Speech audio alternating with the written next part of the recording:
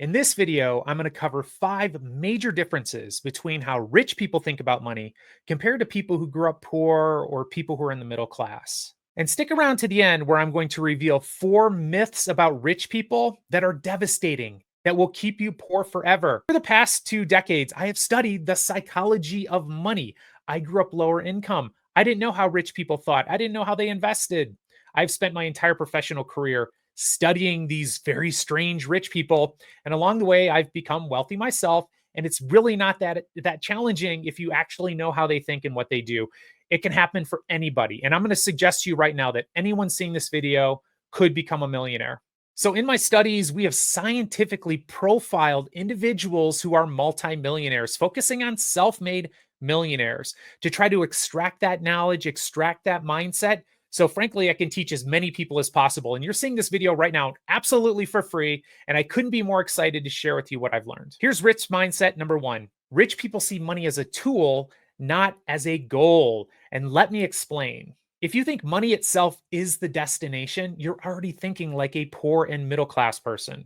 In my research, we found that rich people don't see money as a tool to just buy more stuff or to just pay their bills. No, not at all. That's how the poor and middle class think about money, and it really keeps people stuck. Rich people see money as a tool, not something they're just going to use to buy stuff. They look at it like a tool to help build security, to help build opportunity, to help buy freedom, and to help create a legacy. So it's much, much bigger than what I'm going to buy with this money. In contrast, poor and middle class individuals often attach emotional meaning to money and stuff. They have beliefs like more stuff's going to make me happier, or more stuff's going to make me feel powerful. Money proves that I'm successful. If I just buy the right things and show the world, they'll know I've made it and I'll have value. That's not how rich people think. This emotional attachment creates a bunch of dysfunctional financial behaviors. Things like overspending, buying stuff to try to make yourself feel better or to try to impress other people, hoarding stuff. So you're spending all your money on crap and it's cluttering up your house, or gambling or playing the lottery. Very, very destructive behaviors. Wealthy people, in contrast, use money more like a builder uses bricks, not for status, not like, hey, look at the pile of bricks I have here, but to build something bigger. Think about it. If you're a builder, you've got a huge pile of bricks. Do you stare at them to feel that you're important? Do you show them off? No, you're going to take those bricks and you're going to start building. And that's how rich people look at money. So I'm going to invite you to ask yourself, do you see money as a symbol? Do you see money as something to buy fancy watches or expensive cars or big houses to impress other people? Or do you see money as a tool to create options and to make you free? There's a big difference.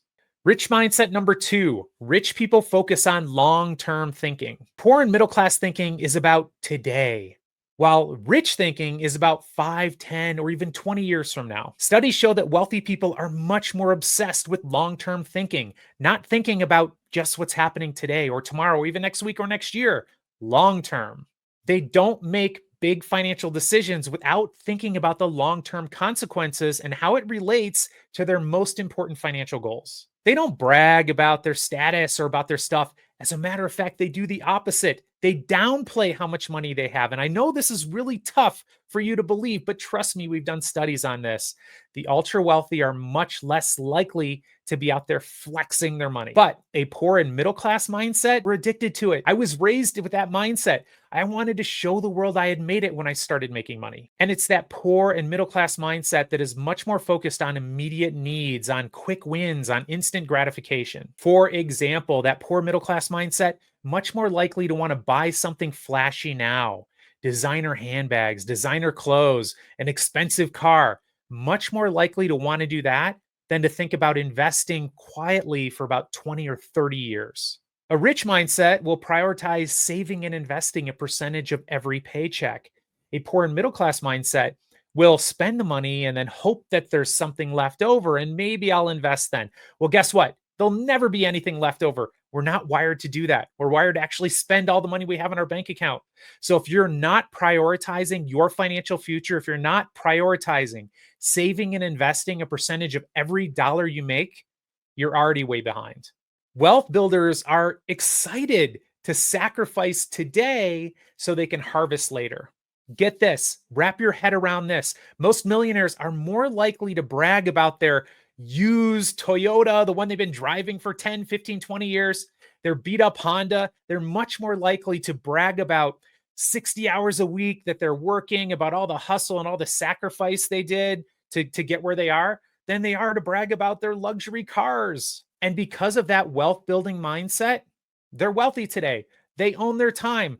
They're able to live the life that you want to live. Meanwhile, people stuck with the poor mindset, the middle class mindset, guess what they're doing?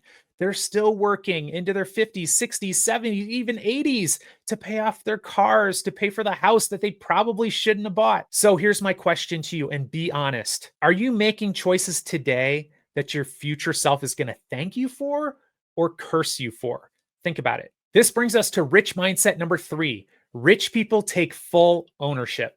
If you believe that your success relies on someone else, you've already lost. Wealthy individuals see themselves as the primary force behind all of their financial destiny. It's not luck. It's not the government. It's not the economy. It's themselves. Whether they're winning or losing, a wealthy mindset looks internally. What mistakes am I making? What should I have known that I didn't know? Why did I get suckered into a bad financial deal or a get rich quick scheme? A poor and middle class mindset looks to blame everyone else. And I get it. It really helps protect your ego if you don't look at yourself as being the problem. But looking at yourself as the problem is, in fact, the solution. Even when life is unfair, and for most millionaires, it probably was pretty unfair because most of them are self made, the wealthy focus on what they can control. You're not making what you want to make? Well, build up your skills. You're not getting the results you want? Maybe you need more effort. You need to adapt. You need to think positive. This is the wealth mindset, always looking for ways to upgrade your thinking so you can get the life you want to get. Studies show that wealthy people have faced adversity along their path to success. Business failures, financial loss, personal tragedy. This is something that hits all of us at some point. But they are more likely to frame these challenges as things to overcome, not permanent excuses. So here's my question for you. Try to identify one area of your life where you've been blaming something external.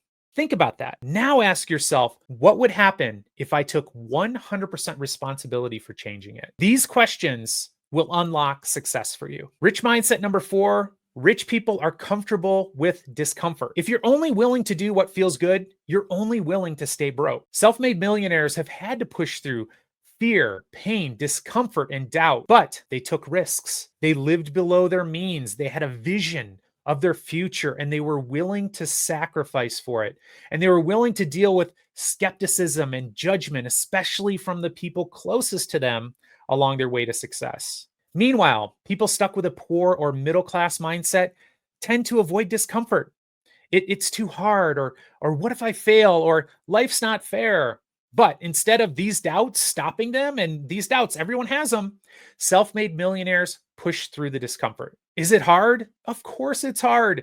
Will they fail? Of course they're going to fail. Are things fair? Of course not. And things will never be fair. So here's the question for you.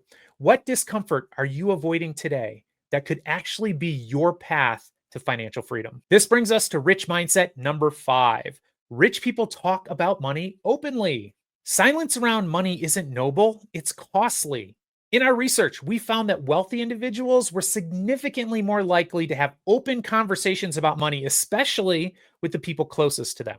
And get this, people with a poor and middle class mindset are more likely to actually lie to their partners and spouses about things like spending and money. Rich people do the exact opposite. Rich people are more open and honest with their partners and spouses around money. And their stable, committed marriages make them richer as a result. Rich people will often talk openly about investing strategy, the financial mistakes they made. They're actually more willing to admit to financial mistakes and to talk about how to save and what's the best way to spend and what's the best way to grow wealth.